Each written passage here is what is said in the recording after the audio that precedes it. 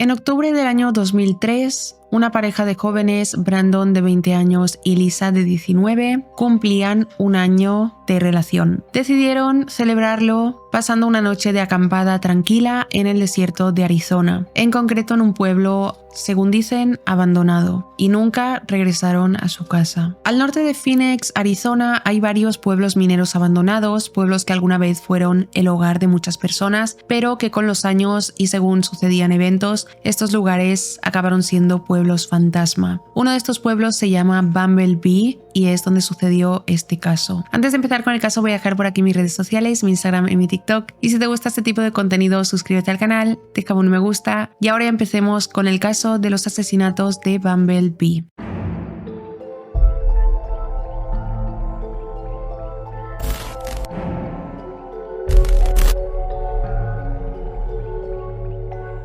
Vamos a hablar un poco sobre el lugar donde ocurrieron estos hechos, ya que es conocido como un pueblo fantasma y es interesante saber por qué un pueblo termina siendo abandonado. Bumblebee fue fundada en 1864, en español significa abejorro, y se dice que las personas que visitan este pueblo fantasma lo primero que se preguntan es de dónde sacaron este nombre, porque un pueblo se llama abejorro. Yo también me lo preguntaba y hay dos historias diferentes sobre el origen del nombre. La primera cuenta que allí acampaban soldados en la década de 1860 y estos decían que los indios que vivían allí eran tan numerosos como las abejas en una colmena y que de ahí salió el nombre. Y la segunda historia, que es la que tiene varios registros que la respaldan en el Museo Charlotte Hall de Prescott, cuenta que un guardabosques llamado C.J.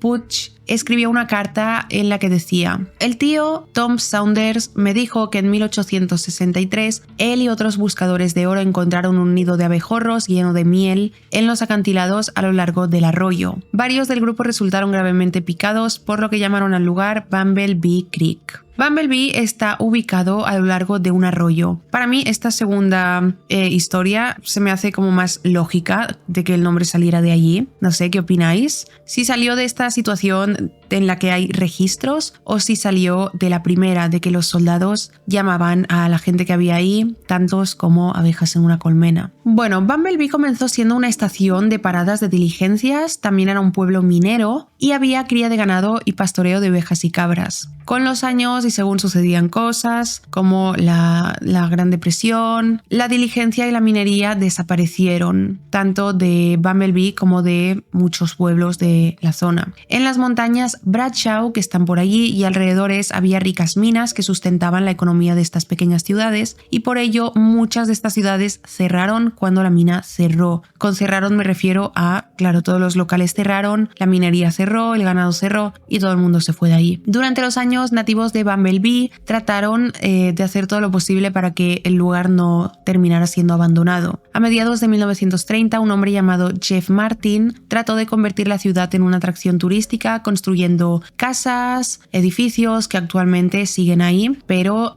fracasó un poco. En los años 70, un hombre llamado Crazy Ed construyó un antiguo plató de cine para atraer turistas y de hecho se utilizó ese plató de cine para una antigua película de serie B del oeste, la típica película del viejo oeste, porque así es ese lugar, Bumblebee, y bueno, realmente muchos lugares de Arizona son así como del viejo oeste. A pesar de que muchas personas trabajaran para convertir el lugar en una atracción turística, todas parecieron fracasar. A día de hoy se cree que Bumblebee es un pueblo fantasma, mucha gente se refiere a él como un pueblo completamente abandonado y completamente fantasma, pero la realidad es que no, todavía hay movimiento y actividad ahí. Esto lo he encontrado buscando en una página, bueno, busqué el nombre Bumblebee para conocer un poco de toda esta historia en internet y me encontré con un rancho. Hay un rancho que fue construido en 1998 llamado Bumblebee Ranch Adventures, donde hay alojamientos, cenas, eventos, etc. Y hay personas que se dirigen hacia allí para hacer sobre todo actividades al aire libre, senderismo, contemplar las estrellas en medio del desierto y aparte de eso, poca cosa más. Acampar, por ejemplo, que es lo que sucedió en este caso. Hay una calle en Bumblebee llamada Bumblebee Road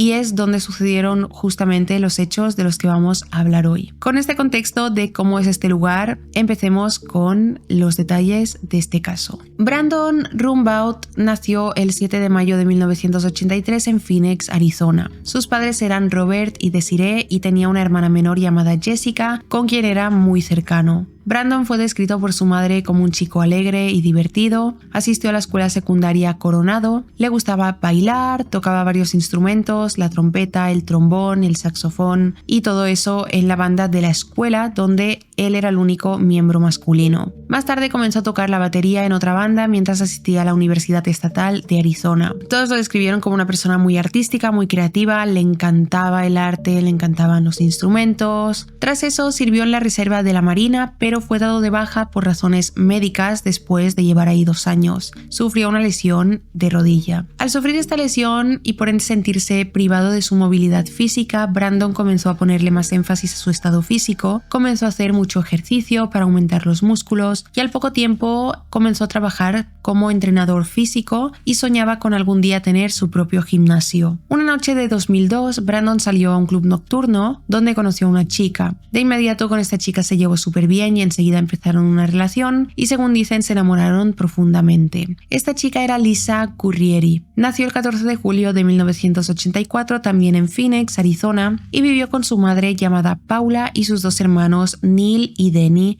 en Scottsdale. Su padre había fallecido de cáncer. Como su padre murió cuando ella era todavía muy pequeña, su tío llamado Mike asumió el papel paternal de Lisa y la crió como si fuera su propia hija. Lisa se graduó de la escuela secundaria Mesa High School y estaba asistiendo a la Mesa Community College cuando conoció a Brandon, que es una universidad. Trabajaba como secretaria en Salt River Project, que es un proveedor de servicios públicos del área de Phoenix. Un año atrás, en 2001, antes de conocer a Brandon, Lisa había visto una película de Jennifer López, la que se llama The Wedding Planner, que va sobre una prestigiosa organizadora de bodas. Esta película inspiró a Lisa, quien quería convertirse en organizadora de bodas tras graduarse de la universidad. En el verano del año 2003, Brandon se mudó al apartamento donde vivía Lisa, que estaba ubicado en E. Osborne Road, en Scottsdale. Allí vivieron juntos durante 2 meses, hasta el viernes 17 de octubre de 2003, cuando Brandon y Lisa cumplían 1 año de relación y querían celebrarlo. Empezaron a planear qué podían hacer y consideraron ir a Disneyland, pero no podían permitírselo en ese momento. Así que tras evaluar sus posibilidades sobre dónde podían ir, qué se podían permitir, decidieron celebrarlo yendo de acampada. No era la primera vez que salían de acampada, adentrándose en el desierto. De hecho, lo hicieron en una de sus primeras citas y por eso se les ocurrió la idea de celebrar su primer cumpleaños como novios de acampada porque quisieron recrear esa primera cita que tuvieron. Ese día, 17 de octubre, ambos fueron a la casa de la madre de Lisa, Paula, quien tenía una Ford F-150 blanca, una camioneta, y le preguntaron si les podía dejar la camioneta para pasar la noche de acampada, prometiéndole que se la devolverían al día siguiente, sábado 18. Brandon tenía trabajo ese sábado, así que iban a volver temprano y dejarían la camioneta antes de que él se dirigiera hacia su turno de trabajo. Paula accedió y les dejó la camioneta, convencida de que al día siguiente se la devolverían temprano. Sin embargo, al día siguiente, Lisa y Brandon no le devolvieron la camioneta a Paula. Paula comenzó a llamarlos, pero el teléfono de Brandon, que era el único que tenían, parecía que no tenía servicio. Automáticamente saltaba un contestador que decía que no había servicio. Comenzó a llamar a varias personas del círculo de la pareja, pero nadie los había visto ese sábado. Habló con los padres de Brandon, pero estos dijeron que no estaban preocupados y que no se preocupaba, que perfectamente Brandon podía haberse llevado a Lisa a Las Vegas para casarse en secreto, ya que estaban muy enamorados y ya que habían hablado sobre casarse,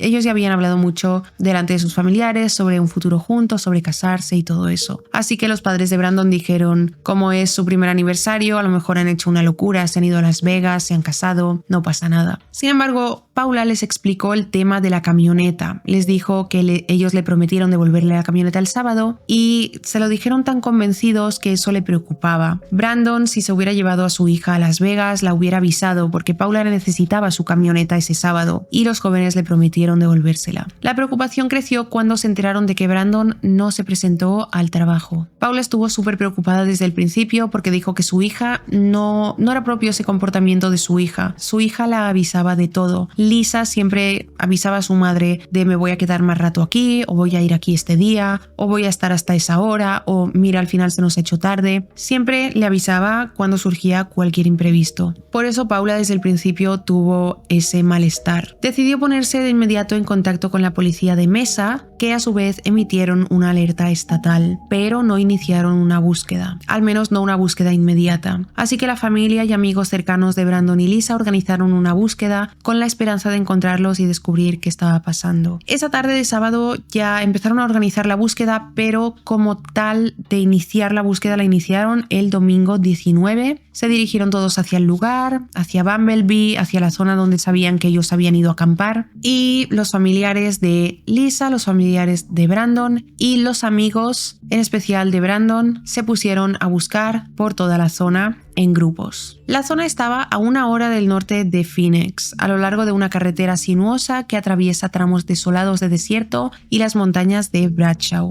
La calle principal que quedaba en esa zona era la calle Bumblebee Road. Era la calle que cruzaba todo eso y la zona de la que hemos hablado al principio. Allí por el desierto, en esa zona, hay muchos caminos, muchas curvas, así que todos comenzaron a recorrer todos los caminos que encontraran. Voy a avisar que lo que me ha molestado bastante de este caso, y que me suele molestar de muchos otros también que traigo al canal, es que no hay información que debería haber. Como por ejemplo, ahora voy a hablar de un grupo de amigos de Brandon que descubrieron lo que había pasado, pero no tenemos los nombres de estos chicos, no tenemos cuántos chicos eran, qué relación exacta tenían cada uno con él, ¿sabéis? Y eso me fastidia bastante de los casos. Muchos casos tienen información escasa, o si no tienen información escasa, no hay datos públicos de cosas que yo por lo menos considero importantes. Aunque yo siempre intento traer al canal casos que tengan muchísima información, toda la posible, hasta el color de pelo del bisabuelo, ¿sabéis? Ese tipo de casos me gusta sobre todo traer al canal. También me gusta traer estos casos que no conoce tanta gente. No he visto que este caso lo haya hecho nadie, por lo menos en canales que hablan en castellano, y me gusta traer este tipo de casos que siento que la mayoría de gente desconoce, y yo también desconocía hasta que me topé con él por internet. Y bueno, solo quiero avisar de esto porque que no os penséis que hay información que omito. Yo nunca quiero omitir nada. Para mí todos los detalles son importantes y son detalles que quiero comunicarlos en los vídeos, a pesar de que a mucha gente no le interesan muchos detalles, pero a mí sí. Yo quiero que un caso sea lo más completo posible. Este tipo de casos como el de hoy no lo es. Hay muchas cosas que te preguntas, vale, pero ¿y el nombre de esta persona y los datos de esta persona? ¿Y por qué no se investigó más a esta persona? Pero no hay esos datos. Así que bueno, yo traigo estos casos de todos modos al canal porque me parecen interesantes y me parece interesante también contarlos y que demás personas los conozcáis. Pero bueno, todo esto lo decía porque a primera hora de la tarde de ese domingo, un grupo de amigos de Brandon, de quienes no tenemos cuántos eran ni los nombres ni nada, se dirigieron con el coche de uno de ellos hacia un lugar. Según un amigo de Brandon, ellos habían acampado unos años antes por esa zona y justamente este amigo dijo, justamente acampamos en una zona que es a la que vamos a ir, por si Brandon llevó a Lisa justamente a ese lugar porque ya lo conocía. Se trataba de un lugar remoto, bastante popular entre la gente que iba a acampar, ¿no? Mucha gente que iba a acampar ahí justo iba a ese lugar, y cuando llegaron finalmente allí encontraron la Ford 150 de Paula estacionada en una zona arenosa al lado de Bumblebee Road. No había movimiento, Brandon y Lisa no estaban afuera, la camioneta tenía todas las puertas cerradas y los amigos decidieron abrir la parte trasera. Allí se encontraron con 2 sacos de dormir que parecía que tenía cuerpos dentro. Cuando se acercaron vieron que en los sacos de dormir en uno estaba Lisa y en el otro estaba Brandon, y ellos, convencidos de que estaban durmiendo, intentaron despertarlos, pero la realidad es que llevaban horas sin vida. Rápidamente llamaron a los demás, localizaron a un oficial de policía, quien dirigió a las autoridades hacia la escena. La oficina del sheriff del condado de Yavapai estuvo a cargo de la investigación de este caso. El lunes 30 de octubre de 2003, las autopsias revelaron que tanto Brandon como Lisa habían sido asesinados en algún momento entre las 7 p.m. del viernes 17 de octubre, el día que fueron a acampar, y las 8 a.m. del sábado 18 de octubre. Ambos sufrieron múltiples heridas de bala en la cabeza y el torso con una pistola calibre 25. Se cree que Lisa y Brandon estaban durmiendo en el momento en que fueron asesinados, o por lo menos que era el momento en el que se estaban preparando para quedarse dormidos, ya que estaban metidos dentro de los sacos, así que o se iban a dormir o ya estaban durmiendo. El comandante del sheriff del condado de Yavapai, Tom Bolts, dijo en el año 2023: hay evidencias de que Lisa probablemente se despertó en algún momento durante el ataque, pero no podemos decirlo con seguridad en este momento. Durante las primeras etapas del caso, los investigadores tenían poca idea de los motivos de los asesinatos. En la camioneta faltaban las llaves de esta y una cámara de vídeo VHS que tenían Brandon y Lisa que alguien se la había prestado, pero el robo no parecía ser el motivo. ¿Veis lo que os digo de que me fastidia que estos casos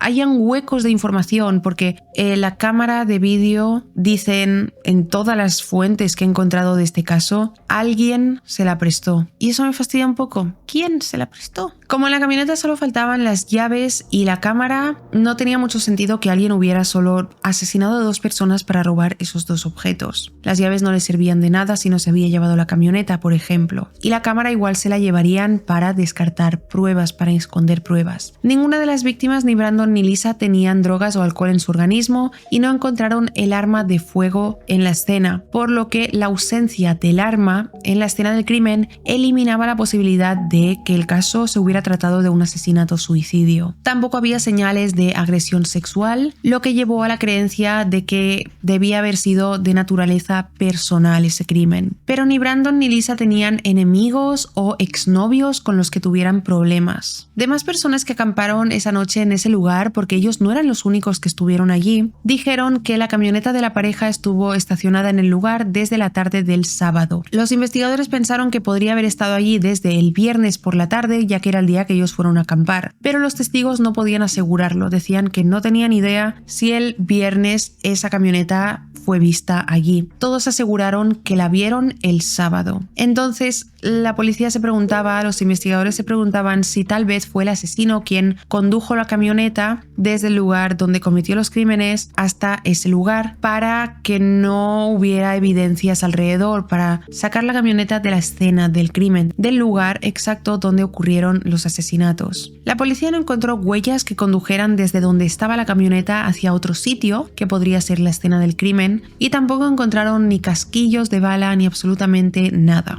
Así que como no encontraron casquillos de bala ni pólvora de bala ni absolutamente nada, se hace un poco posible pensar que probablemente la camioneta fue trasladada desde el lugar donde se cometieron los asesinatos y abandonada justo en ese punto. Durante ese fin de semana había muchos campistas en esa zona y eso hizo que fuera difícil encontrar alguna pista también específica, ya que hubo mucho movimiento de coches y también de personas andando por ahí. Fue difícil también para los investigadores encontrar testigos que hubieran visto algo sospechoso, debido a que los cuerpos estaban escondidos en la parte trasera del camión, dentro de sus sacos de dormir. Nadie en la zona tuvo motivos para sospechar que algo estuviera ocurriendo, o bien dentro de la camioneta, o que algo hubiera ocurrido. Los investigadores pidieron a los amigos de Brandon o Lisa que se pusieran en contacto con ellos, así como cualquier persona que hubiera estado viajando por Bumblebee Road entre el viernes por la tarde y el domingo por la noche, para ver si alguien había visto algo sospechoso, algún coche irse, a alguien al lado de la furgoneta, de la camioneta o cualquier otra cosa. El teniente Steve Francis del sheriff de Yavapai le dijo al público: dado que esta es una zona tan popular los fines de semana y tanta gente viene aquí, queremos la ayuda del público que estuvo acampando aquí por si vieron algo. Sin embargo, aunque hicieron este comunicado, una semana después los investigadores dijeron que su investigación se encontraba en un patrón de espera mientras esperaban que se comenzaran a presentar pruebas. Nadie se presentó a hablar, nadie había visto nada extraño. Un investigador le dijo a los periodistas pocos días después del crimen: creemos que fue un acto fortuito y que hay una persona loca por ahí, no necesariamente. ¿Podemos descartarlo? No necesariamente. Hasta el momento nadie se presentó para declarar haber visto algo extraño o alguien sospechoso en la zona. En los días siguientes, los funcionarios del sheriff del condado de Yavapai anunciaron al público que esperaban localizar a un hombre llamado Mike Michael Billers, que era un residente de Phoenix de 32 años, cuya camioneta Ford F-150 negra con capota extendida fue vista cerca de la escena del crimen. El teniente Steve Francis declaró en este llamado público lo siguiente: se cree que Michael Billers estuvo en la zona de la escena del crimen en algún momento del viernes por la noche o del sábado por la mañana temprano, y los detectives necesitamos hablar con Billers. Billers no es sospechoso, solo una pista de la investigación. Rápidamente, tras declarar lo anterior, localizaron a este hombre. No se sabe quién o qué conectó a Michael Billers con la escena del crimen. Si un testigo que denunció su vehículo a la policía, si alguien lo vio por ahí rondando, o si hubo circunstancias extrañas que llevaron a los investigadores hasta él. No tenemos información sobre él tampoco, no sabemos quién es, a qué se dedicaba, si tenía antecedentes, y los investigadores simplemente dijeron que era una persona que les podría dar pistas en la investigación. Insistieron en que no era sospechoso. En noviembre, un mes después del año 2003, apenas unas semanas después de la muerte de Brandon Rumbaud y Lisa Gurrieri, la familia de Lisa anunció una recompensa de $10,000 a quien proporcionara información que condujera al arresto o a la condena del asesino. Esta recompensa se mantiene activa hasta el día de hoy. Al mismo tiempo, las autoridades anunciaron una nueva pista. Se enteraron de que la noche anterior a su acampada, la noche anterior al viernes 17 de octubre, Brandon discutió con un hombre en la puerta de su apartamento donde vivía con Lisa, en algún momento después de las 10 p.m. Se desconoce de qué trató esta discusión, pero las autoridades describieron al hombre con el que discutió como un hombre de unos 40 años, blanco, fornido, que vestía una camiseta blanca y jeans azules. Sin embargo, nunca llegaron a localizarlo. En los meses siguientes a este crimen, crímenes similares llevaron a las autoridades a pensar que este crimen podría estar relacionado con otros, es decir, que había un asesino serial suelto. Comenzaron a ocurrir otros asesinatos, los cuales siempre involucraban a dos víctimas, que estaban en un lugar remoto, normalmente campistas, pero la zona no era la misma. Todos los detalles concordaban con los asesinatos de Lisa y Brandon, pero en diferentes zonas, no en Bumblebee. En Crow King, justo al norte de Lake Pleasant, un lago de Arizona, dos hombres, William Meadout y Homer Casey, habían ido con sus vehículos todoterreno hacia esa zona y decidieron acampar. Ambos fueron asesinados a tiros. Su asesino fue un joven llamado Rusty Rankin, quien robó uno de los vehículos de estos dos hombres y consiguieron localizarlo por ello. Rusty Rankin tenía 21 años y era nativo de Phoenix e hijo de un oficial de policía. Cuando la policía lo localizó, se dirigieron hacia donde se encontraba. Rusty se había trincherado dentro de una habitación de un hotel de Colorado Springs, y cuando la policía comenzó a tocar la puerta, él aceptó entregarse. Sin embargo, antes de abrir la puerta para entregarse, se quitó la vida. Dentro de su habitación, la policía encontró 4 pistolas, incluida un arma de servicio de su padre. En ese momento, la policía declaró que no creían que los asesinatos de Crow King estuvieran relacionados con los de Brandon y Lisa, pero no lo podían descartar. Rusty Rankin no tenía conexiones conocidas con William Meadout ni con Homer Casey, estos dos hombres que mató a tiros, y el hecho de que los hubiera elegido para matarlos sin razón aparente lo convertía en un posible sospechoso de los asesinatos de Brandon y Lisa en Bumblebee Road. No encontraron ningún tipo de vínculo entre Rusty y estos dos hombres. Fue como un asesinato completamente al azar. El siguiente crimen que guardaba una serie de similitudes extrañas con este fue la muerte a tiros de una joven pareja que estaban acampando en una playa de Jenner, California. Estos eran Jason Allen, de 26 años, y Lindsay Kutchal, de 22. Ambos recibieron disparos en la cabeza mientras dormían en sus sacos de dormir en el condado de Sonoma. Y al igual que los asesinatos de Bumblebee, en Arizona no había un motivo aparente, no había señales de robo, no había señales de agresión sexual, no había un arma homicida y no había más pistas. En el año 2017 la policía identificó a Sean Gallon, de 28 años, como el asesino de Jason y Lindsay. Sin embargo, no se pudo comprobar si también fue el culpable de los asesinatos de Brandon y Lisa. El siguiente asesinato de esa época, similar al de la pareja, ocurrió en el año 2005, 2 años después, cuando dos profesores, Stephen Haugen y Janet Bauman, estaban acampando en Oregón, a 40 kilómetros de su casa, en Oak Ridge, junto a su perro. Los tres, Stephen, Janet y su perro, fueron asesinados a tiros desde lejos. Luego cada uno recibió otro disparo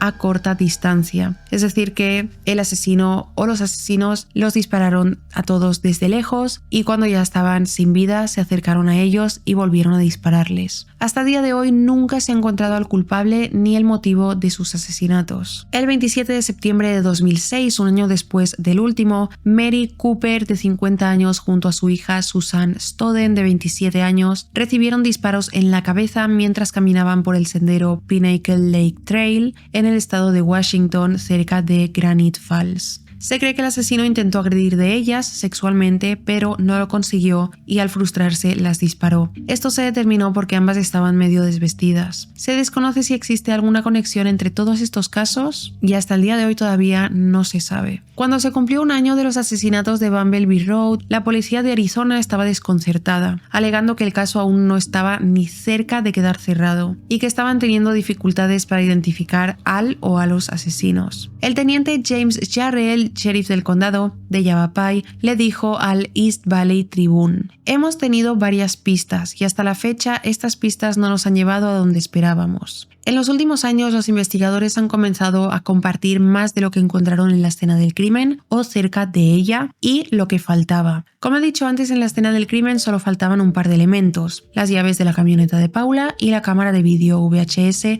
que alguien le dejó a la pareja, lo que llevó a la creencia de que este crimen no se había llevado a cabo en relación con un intento de robo. Faltando solo dos elementos y que uno no servía de nada, las llaves de la camioneta, era imposible que se tratara de un robo. Nunca se han encontrado ni las llaves de la camioneta ni la cámara de vídeo. Sin embargo, sí que se encontró un objeto cerca de la escena del crimen, aproximadamente a 30 metros de la camioneta. Se trata de una cámara desechable rota que Lisa y Brandon habían comprado apenas horas antes de su muerte en una tienda de comestibles en Scottsdale. Las cámaras de vigilancia de esta tienda los captaron recorriéndola y comprando algunas cosas para llevarse consigo en el viaje de acampada, incluida esta cámara desechable. A pesar de que la cámara estaba rota y parecía que se la habían roto a propósito para destruir pruebas, las autoridades pudieron revelar las fotografías que contenía. Se desconoce cuántas fotografías se habían tomado con ella, pero 2 eran fotografías de las víctimas. En una de ellas se ve a Lisa sentada en la esquina trasera de la camioneta, sonriendo y posando para la cámara. En otra se ve a Brandon haciendo muecas frente a la cámara. Los investigadores creen que estas fotografías se tomaron poco antes de sus muertes. También se descubrió en el carrete de la cámara una imagen sobreexpuesta de una lámpara fluorescente compacta tomada dentro de un edificio. No se tiene ni idea de qué edificio se trata, pero la policía especuló en un momento que podría haber sido en un restaurante de Bumblebee, que desde entonces se ha transformado en un negocio diferente. Sin embargo, esto sigue sin confirmarse años después. A mí me da la sensación de que quizá exactamente ellos fueron a cenar por ahí cerca, o simplemente cuando compraron la cámara desechable hicieron una foto para probar si esta funcionaba bien y que esta lámpara fluorescente que se ve en la imagen es simplemente, bueno, nada sin demasiada importancia. O quizás sí, quién sabe. Después de muchos años de que este caso se enfriara, los medios de comunicación comenzaron a retomarlo. La familia de Lisa compartió información que dijeron que la policía había ignorado durante todos esos años. Dijeron que sospechaban de alguien. Este sospechoso era uno de los amigos que había participado en la búsqueda de Brandon y Lisa ese fin de semana de 2003, cuando los familiares y amigos se dirigieron a la zona para buscarlos. En una entrevista con una reportera llamada Brianna Whitney en 2019, Mike, el tío de Lisa, quien la crió, afirmó que este sospechoso era un amigo de Brandon, un amigo que formaba parte del grupo de amigos que encontraron la camioneta y encontraron los cadáveres. Dijo que sospechaban de él porque este chico estaba enamorado de Lisa. No estaba enamorado de ella y se había resignado a que era la novia de su amigo, sino que quería estar con ella. Mike dijo que cree que este joven decidió asesinarlos al darse cuenta de que Lisa había decidido pasar su vida con Brandon. Continuó explicando que este amigo de Brandon se mudó de ciudad casi inmediatamente después de los asesinatos. Y por eso os he dicho eso al principio del caso. No tenemos el nombre de este amigo, no tenemos su nombre, no tenemos sus datos, no tenemos nada. Solo tenemos lo que Mike el tío de Lisa dijo en esta entrevista. Ni siquiera esta información la expusieron los investigadores al público, sino que lo tuvo que hacer la familia de Lisa. Ahora continuamos con más información que hay, pero quería detenerme aquí un momento porque me da que pensar esto del amigo. Si el tío de Lisa, Mike, que tenía una relación muy estrecha con ella porque era como su padre, la había criado como si fuera su propia hija, él sabía con quién se juntaba ella, quiénes eran los amigos de Brandon y Lisa, cómo actuaban, estoy segura de que lo sabía. Y más si dio esta información de que este amigo no solo encontró los cadáveres, que bueno, eso pudo haber sido otro amigo el que los llevó a todos hacia ese lugar. No tenemos tampoco la información de quién era el chico que dijo: se me ha ocurrido que vayamos a buscar en ese punto. No sabemos si es el mismo, pero que él dijera que este chico no solo estaba enamorado de Lisa, sino que quería estar con ella, costara lo que costara, da un poco que pensar. Y más el hecho de que ¿quién sabía que Lisa y Brandon iban a celebrar su aniversario de novios acampando? Pues su familia y sus amigos. Evidentemente no estoy incriminando a nadie en este caso, estos son las teorías que hay. No tenemos ni idea de si fue el amigo o no. Los investigadores interrogaron a este amigo y a todos los demás amigos, familiares y a todo el mundo que tuvo que ver con este caso, que estuvieron involucrados en la búsqueda, en lo que fuera. El problema fue que los sometieron a pruebas del polígrafo. Este chico, este amigo, pasó la prueba del polígrafo y creyeron que eso fue suficiente para descartarlo como sospechoso. Como contó el tío de Lisa, este chico, tras la prueba del polígrafo, tras enterarse de los asesinatos, etc., hizo las maletas y se mudó. En el momento en que esta información salió a la luz, que fue en 2019, mirar cuántos años después, los investigadores afirmaron que una prueba del polígrafo no debería haber sido suficiente para exculpar a este chico de cualquier implicación, pero debido al tiempo transcurrido ya hace probable que se hayan eliminado las pruebas que existieran en algún momento y se haya eliminado la posibilidad de vincular a este chico con el crimen, suponiendo que sea culpable.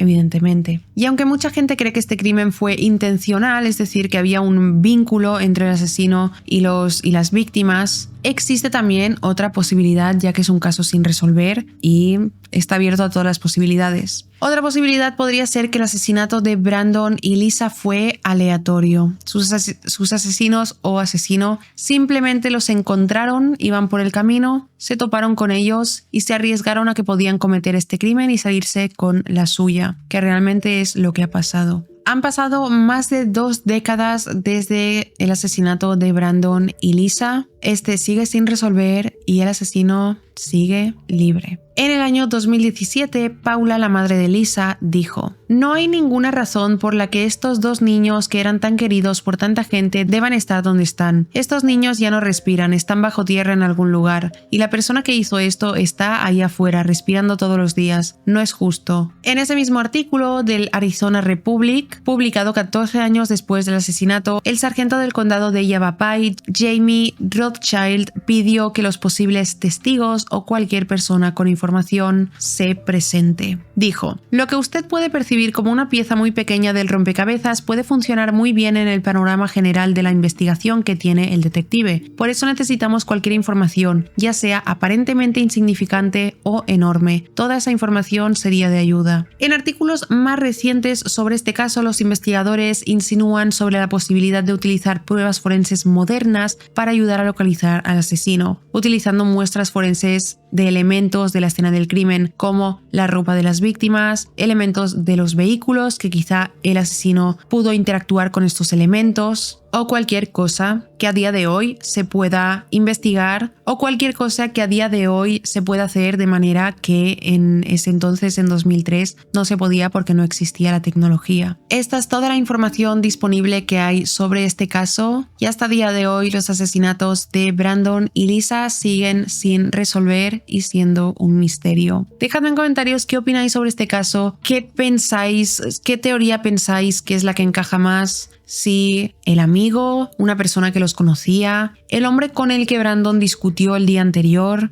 algunos de estos asesinos que fueron arrestados por los demás crímenes que he explicado que fueron muy similares a este, o alguna persona aleatoria que no tenemos idea de quién es. Si os ha parecido interesante e informativo este caso, no olvidéis dejar un me gusta, suscribiros al canal. Gracias por ver mi vídeo y nos vemos en el próximo. ¡Chao!